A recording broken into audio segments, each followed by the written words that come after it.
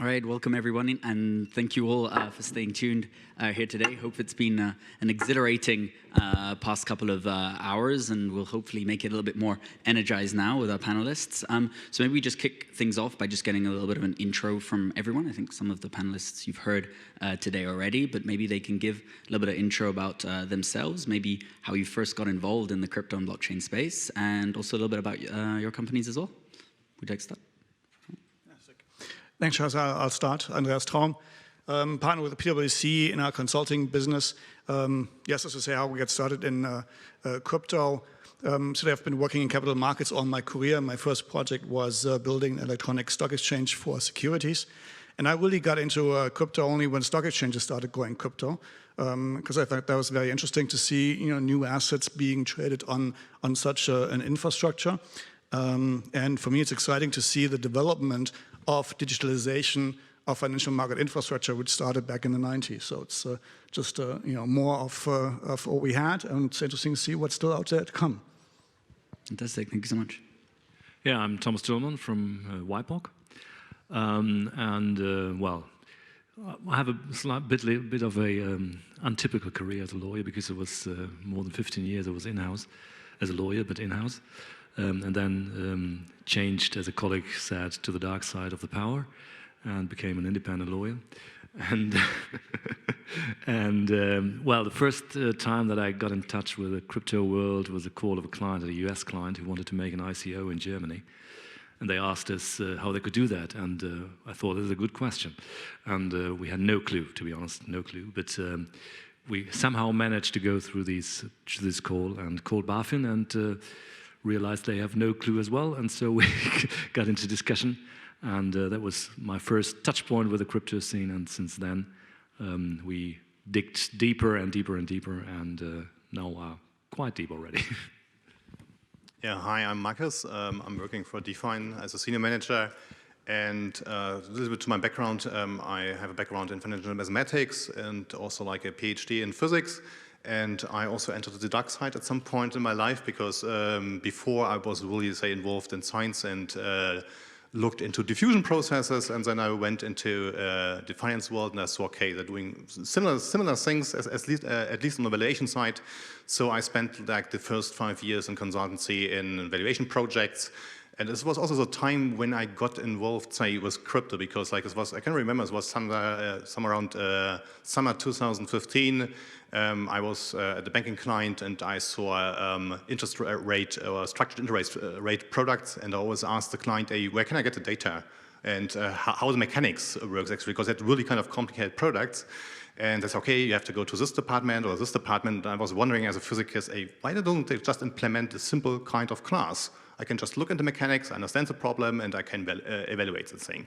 And then I discovered Ethereum. That's just, I think they called the Frontier network, and I saw, okay, this is a game changer, because you just put your financial instruments there, and everything is fine. So that was my story going into crypto. Wonderful, thank you. Okay, well, right. Tobias is my name. I'm a lawyer and an economist by training, and I've been in fintech for quite a while now, since 2009. I'm a partner at GSK Stockmann in Frankfurt, and in 2009, then part of a different firm, we advised the first crowd lending platform. And then a bit later, in 2012, I co-founded the German Crowdfunding Association, and I aided in setting up, I think, 60 or 70 digital finance platforms so far. And in 2012, we thought we were like the innovative guys, and then this whole crypto thing came up like a few years later, and it was deemed to be the next disruption already. So, well, we had to kind of cope with that, and we did. We had some nice pilot projects as a firm in the area of crypto securities, and today we're also giving advice to several projects in that area. And, well, it's really great. I like it. Fantastic, thank you so much. And so we want to make this panel, I mean, as interactive as possible. Each one of the gentlemen here being lawyers and consultants, their hourly rate is normally pretty high, so you have the great fortune in this room to be able to ask them as many questions as you want. So I think there are some microphones as well, so if you do have any questions, feel free to raise your hands as well. But we can dive straight in, and we're going to be talking about the tokenization of assets and the future of it. But maybe before we talk about the future, we can kind of, let's say, regress a little bit to the past and what has led us to this moment and why we actually need tokenization in the first place.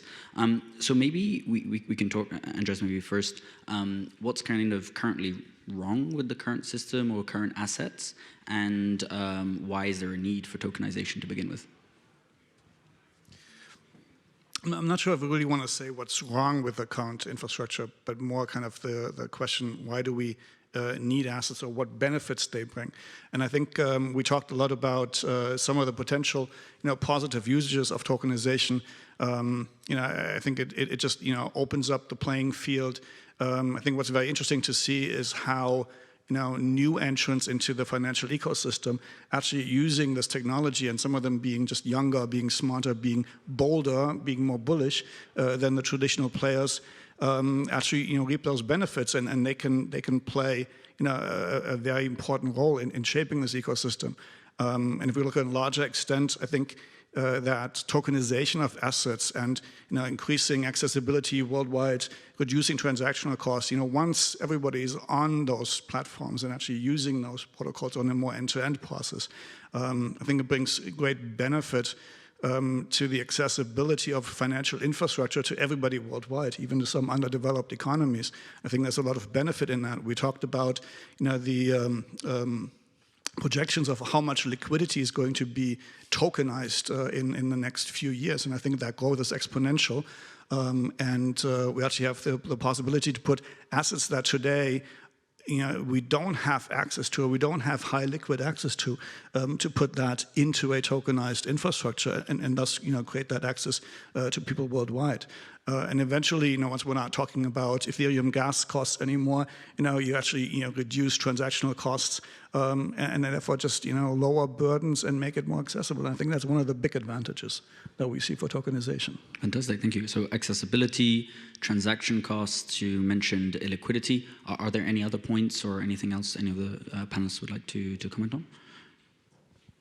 Yeah, I think also like transparency. This is what I experienced by myself. I saw the other side, because what I realized there was when I have a financial instrument, it's highly fragmented. It's like even redundant. You have the party, you have a counterparty. Everybody is putting the instrument mechanics in its systems. It's really expensive to do so, and there was a lot of manual processes. And this was also the first time when I saw Ethereum. I said, okay, you have a value transfer. This is like the atom of everything. And once you have that, and you can program something, you just build any kind of financial instrument easily. Surely you need something like a digital euro, something like that. This is important, but I guess it will be there at some point in the future. So I think it's absolutely necessary, actually, to do that, because, as you mentioned, there's a lot of kind of benefits coming with that, if I have in different kind of systems, I have manual processes, I'm adding up just the costs and the efficiencies, and if I have it like in a blockchain, it's completely digital, it lives there, everybody can see it, I can build on top of it, I can ask my son to build maybe something on it, who knows, but everybody is accessible, and there's a lot of innovation coming in. And yeah, so this is what I think about it. I love the physicist's view of just the simplicity of it. There's a technology, just find the protocols and build it. But we have two lawyers on the panel. I'm sure you have something else to say about that. Yeah, well, I think as an economist that I also am, I do see great potential in the reduction of transaction costs. But I think the great challenge that we're facing there is the legal process. It's a political process in the end. I take the land register or take the commercial register.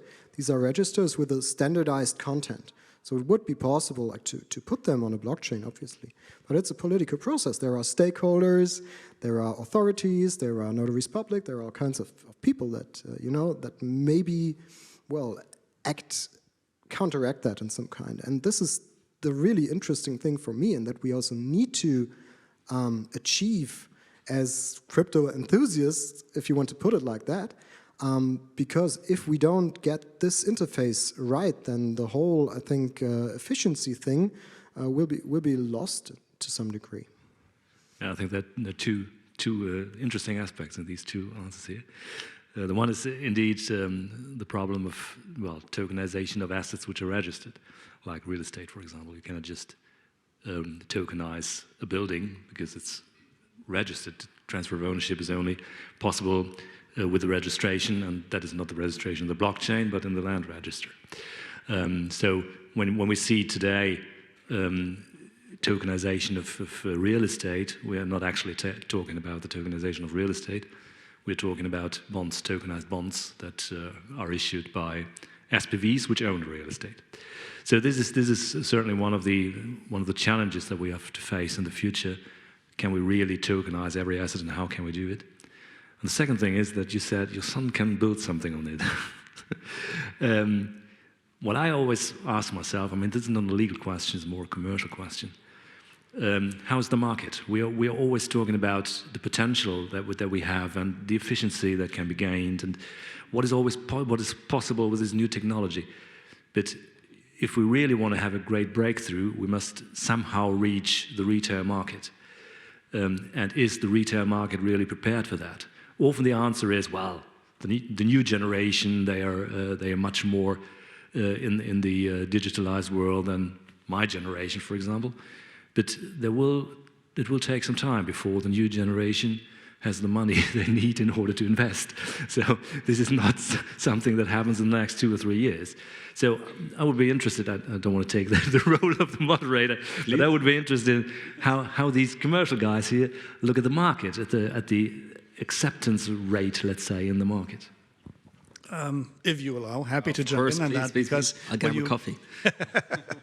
When you mentioned, the retail customers, and I think, looking at the panel, and with all respect, for elderly white men talking about new asset classes, I think, and I was recently in our board talking about, the current environment and what lies ahead, and we talked about NFTs.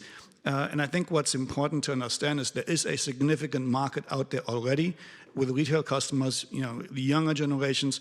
And maybe for us, it's, we don't understand why would you pay a lot of money for a Bored Ape Yacht Club, a little NFT, or why is it more important to have, the newest Nike sneaker on an NFT than something you can actually, put on your feet and go play ball with.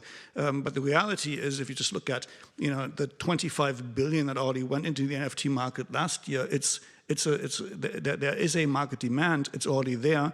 Some will question and say it's a hype, and how long will it last? Well, I think it would be a mistake, and this is retail, but talking to our institutional clients as well.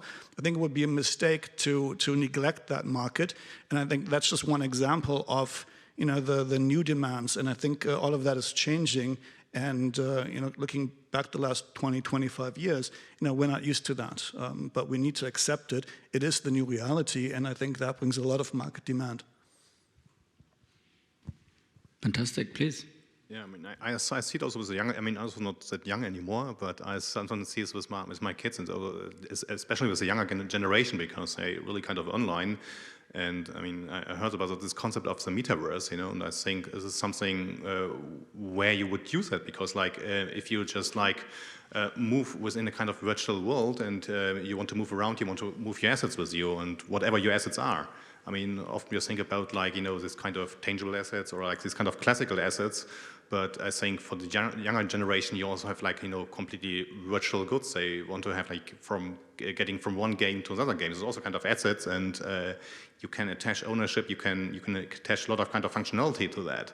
And so I think there will be a demand for probably more for the younger generation.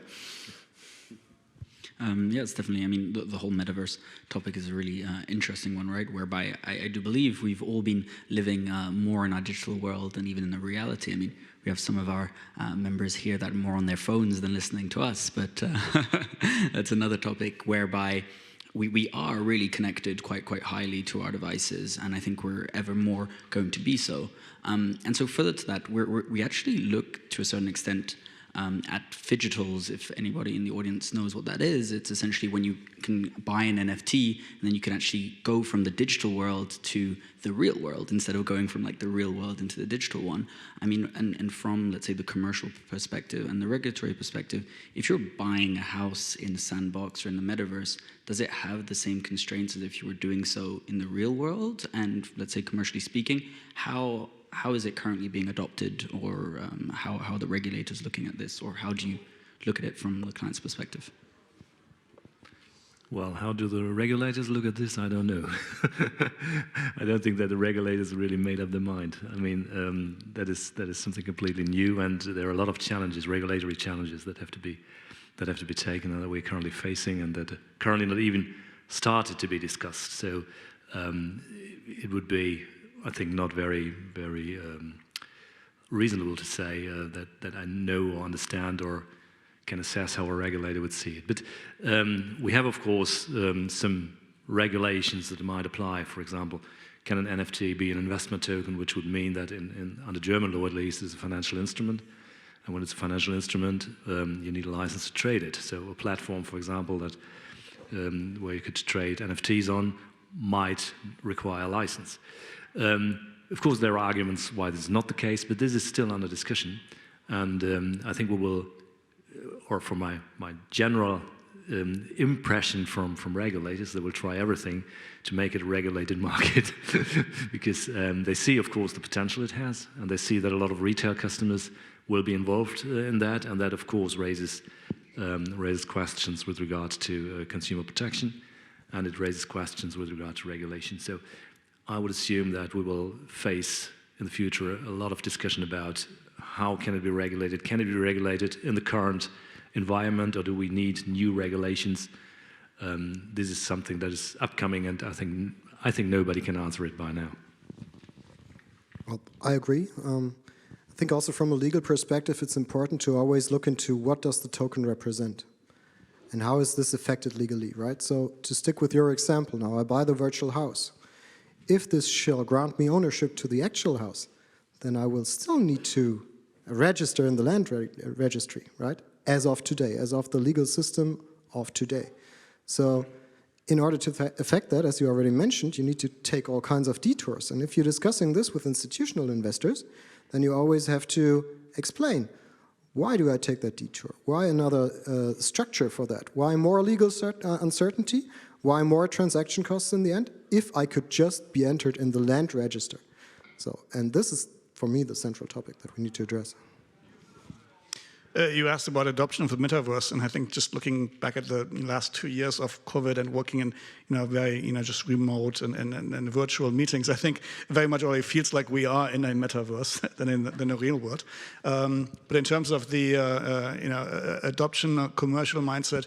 Just as an example, PwC bought a plot of land in Sandbox, and to be honest, I think we're now trying to figure out what to do with that, right? I mean, obviously seeing we had to be there, I think it's also a signal, a game changer, but the real commercial value of that is yet to be determined. However, we're seeing a lot of gaming industry, esports, that's taking place in the metaverse, and again, that's already today a sizable economy. And we'll see how, as all of these trends, and it happens quickly, we'll see other industries also take their place in the metaverse, and the combination of the NFT hype and metaverse is going to make it a very, very interesting marketplace to see how that develops, and I think there's lots of potential there. Oh, fantastic! It's great to see that you did buy a plot of land there. Your neighbor might be Snoop Dogg. You never know. And so location, right? Yes. And so we're talking about what might come when things are regulated, but there are a lot of NFTs that have been emitted already, like Bored Apes and many others.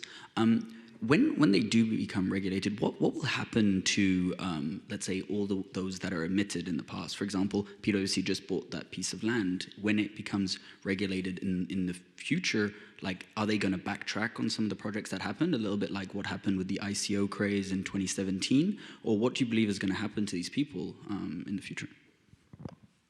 Good question. Well, from a pure legal perspective, it's an easy answer. When it's regulated, it's regulated, and you must not trade it anymore or must do something with it. But it has, of course, a huge practical impact because, I mean, let's stick with this plot of land that I buy in the metaverse. Somebody has paid for that, so has invested something, maybe real money, maybe virtual money, whatever. But there was an investment, so you cannot just say, now all this was illegal or something like that. So this is certainly an issue. Sorry, this is certainly an issue that will have to be dealt with. And I mean, from purely practical perspective, if regulation comes, it can only come from that point in time. So no retroactive effect. Otherwise, the whole transactions that took place until then would be to some extent invalid or something. That will probably not take place, but that's the regulatory part. There is another part. I mean, we're talking about buying a plot of land in the metaverse. What law applies to this purchase of land? Is it the law of the buyer? Is it German law? Is it Austrian law? Is it the law of the country where the server is located, or what is it? So I think these are even more interesting, and not more interesting, but it makes it even more challenging to deal with these situations because currently nobody can tell you what law applies to a contract in the metaverse. And the questions will rise. I mean, we will see situations in which buyers complain about the purchase, complain about sellers, and the question will rise. What are the legal implications of that? And I think nobody can answer that by now. So we have a huge new field of legal advice that can be given, and legal implications that have to be solved. Wow. Well, lots of uncertainty, but I'm sure the audience can kind of keep their ears open to what's going to be happening in the future. And maybe, Marcus, you can give us some closing words today on kind of what the future of tokenization of assets will be, as unfortunately we do have to wrap up the panel. Yeah, I mean, I think there will be kind of migration, I mean, look, we have classical assets and they're kind of expensive, so there will be kind of migration in the future, when you build new kind of assets of this same type, so it will be digitalized somehow, could be, public blockchain, could be permission blockchain, who knows. But what I think is because we have smart contracts and we can program things, I think there will be much more innovation what you would have, and probably we wouldn't have so kind of clear asset classes like we have now. It would be much more blurred, and I mean, regulation has to kick in somehow and have to be probably more dynamic or more open to the design space, instead of saying, okay, this is a certain asset class and it has to be look like that, because when something is programmable really easily and everybody can do it, it's getting more kind of a challenge for, I think, regulation. All right, but overall, positive outlook? Really positive. Yeah, sure, me too. This is an interesting notion, actually, because I had a totally different perception.